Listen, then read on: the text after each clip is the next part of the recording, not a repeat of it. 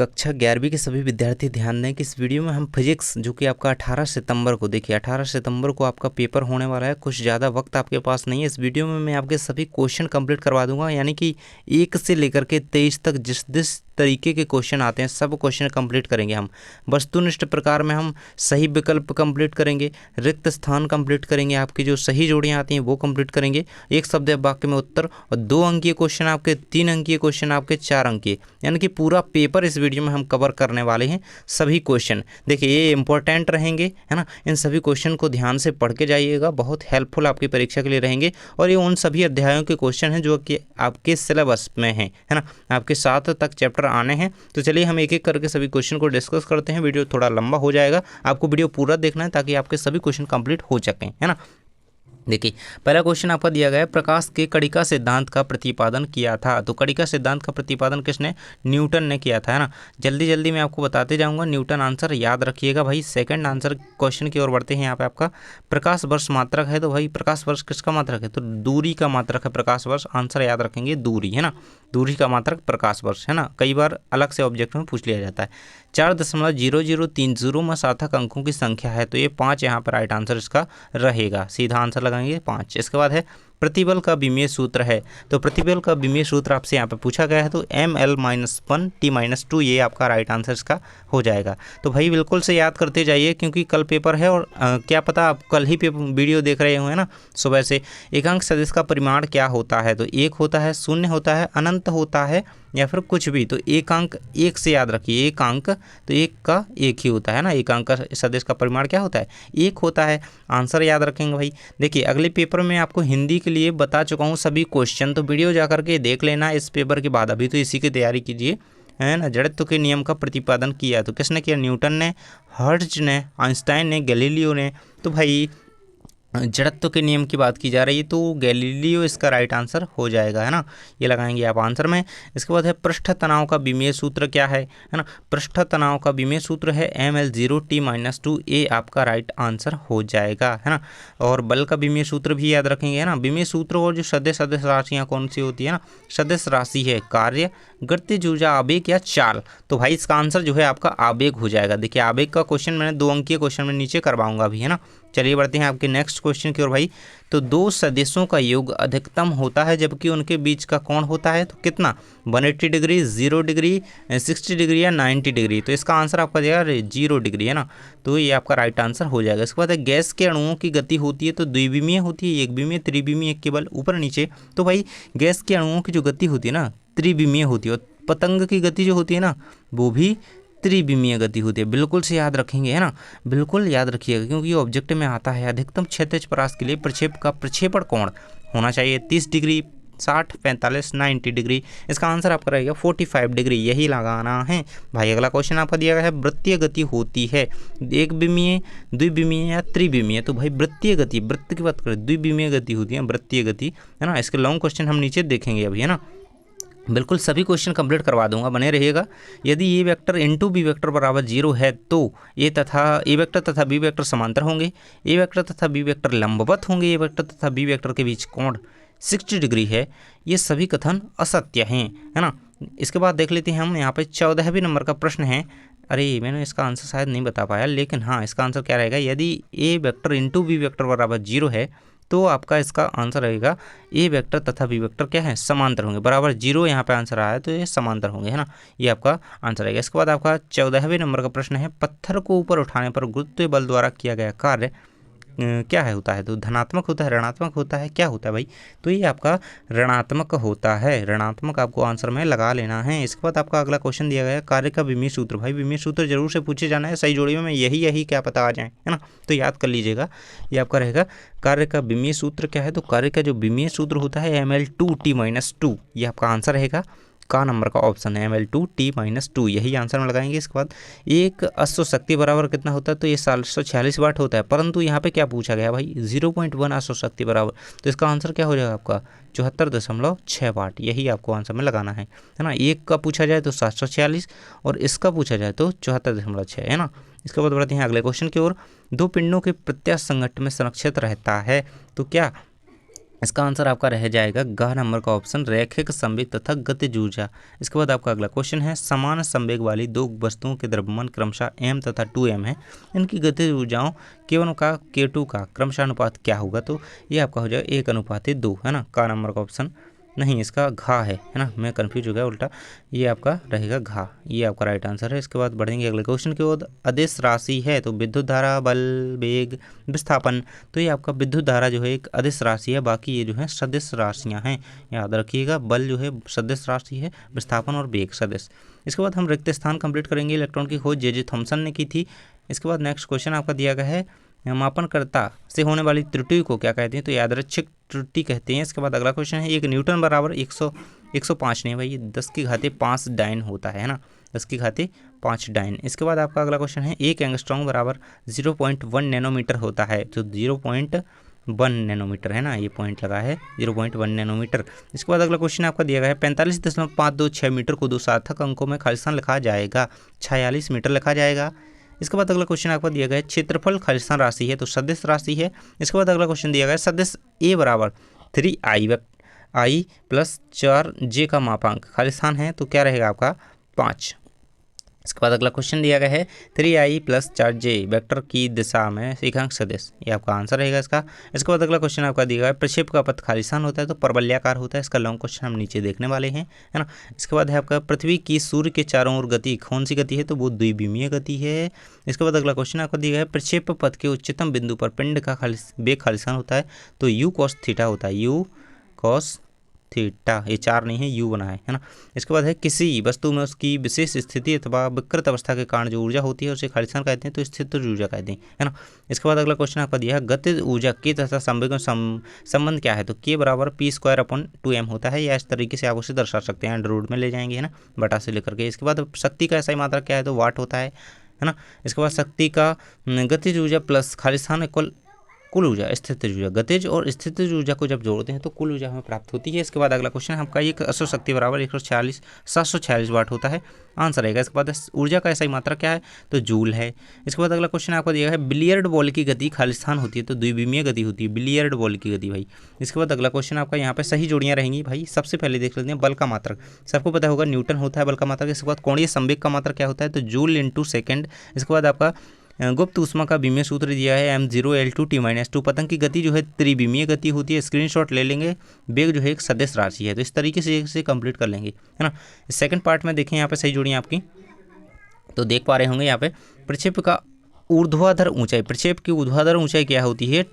तो u² sin² θ/2g। इसके बाद अधिकतम क्षैतिज परास क्या होता है? तो u² g होता है। इसके बाद प्रक्षेप का उड्डयन काल जो है, प्रक्षेप का उड्डयन काल, इसकी जोड़ी यहाँ पे आपकी मिल जाएगी 2u sin θ/g से। इसके बाद i वेक्टर इंटू j, तो इसकी जोड़ी आपकी k से मिल जाएगी ना, इस तरीके से। और ये आपका अधिकतम ऊर्ध्वाधर ऊंचाई, ये आपकी यहाँ पे जोड़ी मिल जाएगी। ये रहेंगे आपके आंसर। चलिए बढ़ते हैं आपके अगले क्वेश्चन की ओर। शक्ति, देखिए ये रहेगा, शक्ति की जोड़ी किससे मिल जाएगी? शक्ति, और शक्ति का मात्रक यहाँ पर रहेगा तो वाट होता है, और किलोवाट घंटा की जोड़ी ऊर्जा से मिल जाएगी। एक इलेक्ट्रॉन वोल्ट पर आवर यहाँ पे 1.6 × 10⁻⁻19 जूल होता है, ये ऑब्जेक्टिव में आता है ना। 1 जूल बराबर 10⁻7 अर्घ होता है ना, है ना। इसके बाद है आपकी एक शब्दीय वाक्य में उत्तर भाई, तो देख सकते हैं, प्रकाश वर्ष किस भौतिक राशि का मात्रक है? तो दूरी का है, पहले ही हमने देख लिया है। एक फर्मी बराबर कितना होता है? तो एक फर्मी बराबर 10⁻⁻15 मीटर होता है। इसके बाद बल का विमीय सूत्र लिखना है, तो m1L1T-2, ये रहेगा आंसर आपका, याद रखिए सभी। इसके बाद है, यदि एक वेक्टर तथा बी वेक्टर परस्पर लंबवत सदिश हैं तो ए इंटू बी वेक्टर का मान होगा तो 0 होगा, है ना। परस्पर लंबवत की बात की जा रही है और इनटू में पूछा गया तो सदिश 0 होगा। शून्य सदिश का परिमाण तथा दिशा लिखिए, तो परिमाण 0 होता है और दिशा कुछ भी नहीं होती है, शून्य सदिश की बात की जा रही है ना। और एकांक सदिश की दिशा क्या होती है भाई? कमेंट में बताएंगे, मैंने बताया है एकांक सदिश की दिशा क्या होती है? 1 होती है ना। इसके बाद आपका अगला क्वेश्चन दिया गया है, किस संघट्ट में गतिज ऊर्जा संरक्षित रहती है? तो प्रत्यास्थ संघट्ट में। और उसमें क्या रहता है संघट्ट?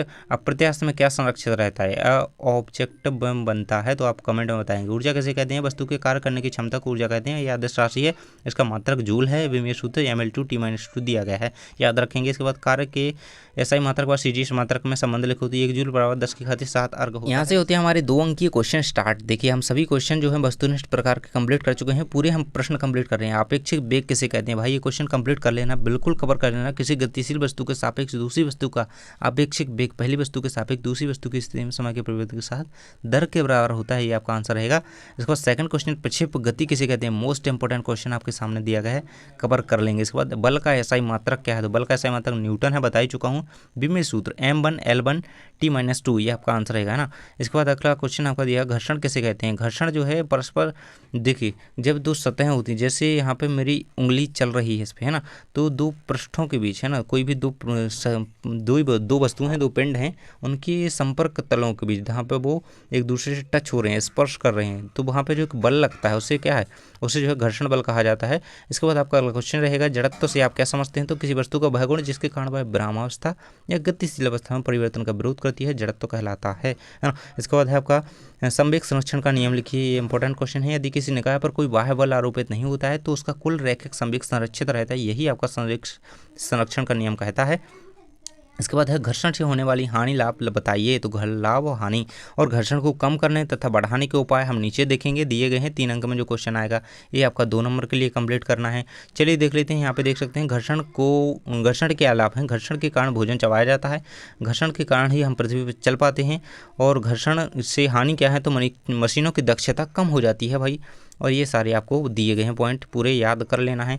इसके बाद है क्रिकेट में खिलाड़ी कैच लेते समय अपने हाथों को पीछे और कर लेते हैं, क्यों, तो वहाँ पे उसका क्या हो जाता है कि देखिए जब खिलाड़ी हाथों को पीछे की ओर करता है तो उसमें डेल टी यानी कि समयांतराल जो है उसका मान बढ़ जाएगा, अधिक हो जाएगा, समय अधिक मिल जाएगा ना, और वहाँ पे एफ क्या होगा, एफ का परिमाण कम हो जाएगा, तो उस पर चोट कम लगने की संभावना रहेगी, मतलब चोट लगने का जो है खतरा टल जाएगा। इसके बाद आपका अगला क्वेश्चन दिया गया है, कार्य ऊर्जा प्रमेय लिखिए, तो भाई बहुत इंपॉर्टेंट क्वेश्चन है। किसी गतिमान वस्तु पर बल द्वारा किया गया कार्य उसकी गतिज ऊर्जा में परिवर्तन के बराबर होता है, यही आपकी कार्य ऊर्जा प्रमेय है। इसके बाद प्रत्यास्थ संघट्ट किसे कहते हैं, तो प्रत्यास्थ संघट्ट वे संघट्ट हैं जिनमें निकाय का संवेग व गतिज ऊर्जा संरक्षित रहती है, हमने ऑब्जेक्ट में से देख लिया है ना, यह प्रत्यास्थ है आपका, है ना। इसमें क्या है, इसमें संवेग व गतिज ऊर्जा संरक्षित रहते हैं, इसमें केवल संवेग संरक्षित रहता है परंतु गतिज ऊर्जा संरक्षित नहीं रहती है, यही याद रखेंगे। इसके बाद अगला क्वेश्चन है विमीय विश्लेषण की सीमा है, तो ये दोनों सीमाएं इसकी दी गई हैं। इसके बाद विमीय विश्लेषण के उपयोग 2 नंबर में पूछे जाते हैं, मैंने 4 दे दी हैं, 2 को याद कर लीजिएगा, आपके सामने चारों रहेंगे, है ना। किसी भौतिक राशि का मात्रक ज्ञात करना, है ना, ये पूरा दिया गया है। इसके बाद देख सकते हैं एक वस्तु को प्रारंभिक वेग से ऊर्ध्वाधर ऊपर की ओर फेंका जाता है, देखिए इसका आंसर दिया गया है। इसके बाद अगला क्वेश्चन है आपका एक समान परिवर्ती त्वरण को परिभाषित कीजिए, एक समान त्वरण और ये परिवर्ती त्वरण है ना, दोनों इसमें साथ में आपको दिए गए हैं, दोनों को याद कर लेना है, बिल्कुल से याद कर लीजिएगा भाई। इसके बाद अगला क्वेश्चन है आपके वृत्तीय गति के लिए आवर्तकाल एवं आवृत्ति की परिभाषा लिखिए, आपके सामने पूरा कंप्लीटली आंसर है। इसके बाद एकांक सदिश किसे कहते हैं, 2 अंक के लिए बहुत ही इंपॉर्टेंट क्वेश्चन है भाई, कर लेंगे जल्दी से याद। इसके बाद है क्रिकेट में कैच लेते समय, कोई नहीं, क्वेश्चन रिपीट हो गया है, अगले बढ़ते हैं। एक न्यूटन बल को परिभाषित कीजिए, भाई एक न्यूटन बल वह बल है, मोस्ट इंपोर्टेंट क्वेश्चन है, इस पर 3 स्टार लगा लो।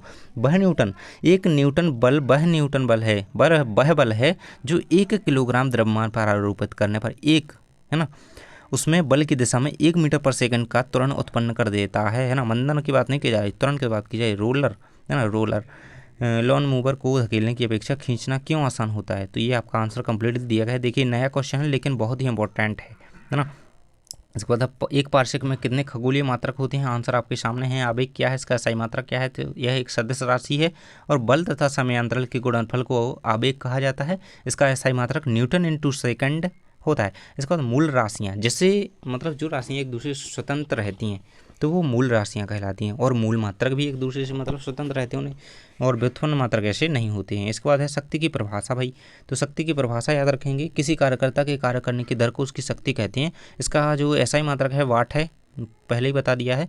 और सूत्र, विमीय सूत्र की बात करें ml2T-3, यही आपका आंसर है। ऊर्जा संरक्षण के नियम की बात करें भाई, तो ऊर्जा संरक्षण का नियम आपके सामने है कि ना तो हम ऊर्जा को उत्पन्न कर सकते हैं ना ही हम बना सकते हैं, यानी कि ना तो ऊर्जा को उत्पन्न किया जा सकता है और ना ही ऊर्जा को नष्ट किया जा सकता है, केवल इसका रूपांतरण किया जा सकता है, इसे चेंज किया जा सकता है एक रूप से दूसरे रूप में।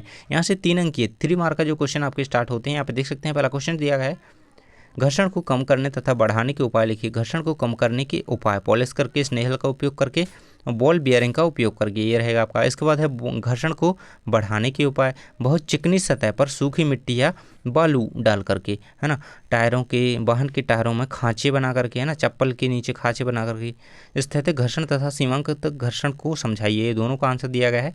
ये आपका स्थैतिक रहेगा, ये आपका सीमांत घर्षण बल रहेगा। इन्हें दोनों को याद कर लेंगे। इसके बाद आपका संरक्षित तथा संरक्षित में अंतर पूछा गया है, पूरा का पूरा आंसर आपके सामने दिया गया है। 3 अंतर हैं, 3 नंबर में ही क्वेश्चन आता है, कर लेंगे। इसके बाद आपका अगला क्वेश्चन है सदिशों के योग संबंधित त्रिभुज नियम को लिखिए। ये आपका कंप्लीट आंसर आपके सामने रहेगा। इसके बाद है वृत्तीय गति किसे कहते हैं भाई? वृत्तीय गति यहाँ पे देखिए, वृत्ताकार मार्ग में जब कोई वस्तु नियत मार्ग में गति करती है तो इसे वृत्तीय गति कहलाती है, और ये आपका उसका डायग्राम रहेगा, इसे कंप्लीट कर लेंगे। इसके बाद अगला क्वेश्चन आपका है मूल मात्रक तथा व्युत्पन्न मात्रक में अंतर लिखिए। भाई तो दोनों में 3-3 अंतर दिए गए हैं। वैसे ये क्वेश्चन 2 नंबर में पूछा जाता है, लेकिन कोई बात नहीं, आप इसे 3 अंतर याद कर लीजिएगा, ताकि ये गलत भी होता है तो आपका नंबर नहीं कटेगा। इसके बाद है सर्पी तथा लौटने के या बेलन घर्षण, है ना, लौटने के या बेलन एक ही बात है, कोई बात लेने की दिक्कत नहीं है। इसके बाद है देखिए दोनों का अंतर दिया गया है, 2 अंतर दिए गए हैं, 2 अंतर याद कर लेंगे। इसके बाद कार्य ऊर्जा प्रमेय क्या है, तो ये रहेगी आपकी, है ना, ये हम वैसे पढ़ चुके हैं एक बार, इसे कंप्लीट कर लेंगे। ये आपका पूरा क्वेश्चन इसमें दिया गया है। इसके बाद आपका इसमें देखिए क्वेश्चन थोड़ा लॉन्ग है इसमें शायद, है ना, इसे अचर बल हेतु सिद्ध कीजिए। मोस्ट इंपॉर्टेंट क्वेश्चन है ये, इसे बिल्कुल से कंप्लीट कर लेना। ये आपका पूरा देखिए, इसे फर्स्ट समीकरण द्वारा यहाँ से सॉल्व करना है, और ये पूरा आपका कंप्लीट रहेगा, है ना, ये यहाँ तक आंसर दिया गया। इसके बाद 4 अंक के प्रश्न हमारे स्टार्ट होते हैं। प्रक्षेप गति किसे कहते हैं? सिद्ध कीजिए कि प्रक्षेप का पथ परवलयाकार होता है ना। प्रक्षेप गति के लिए आपको उड्डयन काल का, क्षैतिज परास का और अधिकतम ऊंचाई का जो है व्यंजक निगमित करना हो तो भी यही आपको कंप्लीट कर लेना है। देखिए प्रक्षेप गति क्या होती है? जब हम कोई वस्तु ऊर्ध्वाधर धरती से ऊपर फेंकते हैं, है ना, तो वो वस्तु ऊर्ध्वाधर या अन्य किसी दिशा में फेंका जाता है, तो वह वस्तु गुरुत्व त्वरण के अधीन ऊर्ध्वाधर तल में किसी एक वक्र पर गति करती हुई जाती है और अन्य स्थान पर लौटकर आ गिरती है। मतलब हम फेंकते तो ऊपर हैं, वहीं की वहीं नहीं गिरती, किसी अन्य स्थान पर, मतलब हमने यहाँ से फेंकी और ये ऐसी फेंकी तो यहाँ पे जाकर के यहाँ पे गिर गई, तो यही तो प्रक्षेप गति है ना, यही प्रक्षेप गति है। इसके बाद आपकी जो इसका पूरा व्यंजक दिया गया है देख सकते हैं आपके सामने है। इसके बाद अगला क्वेश्चन आपका दिया गया भाई अभिकेंद्र त्वरण किसे कहते हैं? अभिकेंद्री त्वरण का व्यंजक ज्ञात कीजिए, है ना। तो ये आपका कंप्लीट आंसर आपके सामने दिया गया भाई, इसे कंप्लीट कर लेंगे। वृत्तीय गति में रेखीय वेग व कोणीय वेग के गुणनफल को अभिकेंद्र त्वरण कहते हैं। ये एक ऑब्जेक्टिव में कंप्लीट कर लेंगे, इसे मोस्ट इंपॉर्टेंट है। इसके बाद है 20 ग्राम की गोली 900 किलोमीटर प्रति घंटे की चाल से चलकर एक रेत के ढेर में 25 सेंटीमीटर तक घुस जाती है। ये उसका आंसर रहेगा भाई। पूरा सॉल्यूशन आपके सामने दिया गया है, कंप्लीट कर लीजिएगा। इसके बाद आपका अगला क्वेश्चन दिया गया है, देखिए ये क्वेश्चन है न्यूमेरिकल जरूर से आते हैं, है ना, 2 आते ही हैं, तो बिल्कुल कंप्लीट कर लेंगे। आंसर आपके सामने दिया गया है -2000 जूल। इसके बाद अगला क्वेश्चन आपका पूछा गया है क्षैतिज से 30 डिग्री का कोण बनाती हुई एक गेंद प्रारंभिक वेग 15 मीटर पर सेकंड से वेग से फेंकी जाती है, इसकी अधिकतम ऊंचाई उड्डयन काल क्षैतिज परास ज्ञात कीजिए भाई। तो आपको तीनों ज्ञात करने हैं, तीनों का व्यंजक ज्ञात करना है, देख सकते हैं आपके सामने, है ना, तो ये दिए गए हैं। इसके बाद अगला क्वेश्चन आपके हैं सामने है वृत्तीय गति किसे कहते हैं? एक समान वृत्तीय गति के लिए अभिकेंद्र त्वरण ज्ञात कीजिए। वृत्तीय गति दिया गया है, इसका डायग्राम दिया गया है, साथ में इसका पूरा डेरिवेशन के साथ पूरा का पूरा आंसर आपके सामने दिया गया है व्यंजक। इसके बाद देख सकते हैं गति का द्वितीय समीकरण लिखिए और सिद्ध कीजिए। F=mn2 आपको सिद्ध करना है, तो ये आप जरूर से कर लेंगे। इनके आंसर भले ही यहाँ पे ना हो भाई, लेकिन ये कर लेना आंसर, है ना। ये अगला आंसर क्वेश्चन आपको कर लेना है T=2π √L/G। शुद्धता की जांच इसकी करनी है, बहुत इंपॉर्टेंट क्वेश्चन है, 4 नंबर में बनता है ना। इसके बाद अगला क्वेश्चन आपका दिया गया है, इसे भी कंप्लीट कर लेंगे। इसके बाद आपके नेक्स्ट क्वेश्चन है सरल लोलक का आवर्तकाल, उसकी प्रभावकारी लंबाई और गुरुत्वीय त्वरण जी पर निर्भर करता है। विमीय समीकरण की सहायता से इनमें संबंध स्थापित कीजिए। एक समान वृत्तीय गति के लिए अभिकेंद्र त्वरण का व्यंजक ज्ञात कीजिए। वैसे इसका आंसर ऊपर हो चुका है। इसके बाद फलन विधि का उपयोग करके एक समान त्वरित गति के लिए शुद्ध गतिक समीकरण ज्ञात कीजिए। एक समान त्वरित गति में VT ग्राफ खींच करके गति के समीकरण प्राप्त कीजिए। मोस्ट इंपोर्टेंट क्वेश्चन 4 नंबर के लिए, है ना, बिल्कुल बोर्ड परीक्षा तक के लिए लिख लो, है ना ये। इसके बाद बढ़ते हैं भाई प्रक्षेप गति किसे कहते हैं? देखिए मैंने कहा था ना उड्डयन काल अधिकतम ऊंचाई क्षेत्र परास के लिए आपको सूत्र स्थापित करना है, ये हम ऊपर के क्वेश्चन में कर चुके हैं। इसके बाद है आपका क्रिकेट के लिए कोई खिलाड़ी, भाई पूरा आंसर रहेगा, है ना। तो इतने सारे क्वेश्चन जो बता दिए है ना, मतलब हमें 1 से लेकर के 23 तक जो जिस प्रकार के क्वेश्चन आते हैं सभी कंप्लीट हम कर चुके हैं। इन क्वेश्चन को आप कंप्लीट कीजिए, और भी आपको जो क्वेश्चन इंपॉर्टेंट लगते हैं जरूर से उन्हें कवर कीजिए, तो ये सारे क्वेश्चन आपके लिए हेल्पफुल रहेंगे। और जल्दी ही मिलते हैं आप अगली वीडियो में, और आप हमें टेलीग्राम पर, इंस्टाग्राम पर फॉलो कर सकते हैं, जुड़ सकते हैं हमसे, और वहाँ पे आपको PDFs वगैरह प्रोवाइड कराए जाते हैं। थैंक्स फॉर वॉचिंग, मिलते हैं नेक्स्ट वीडियो।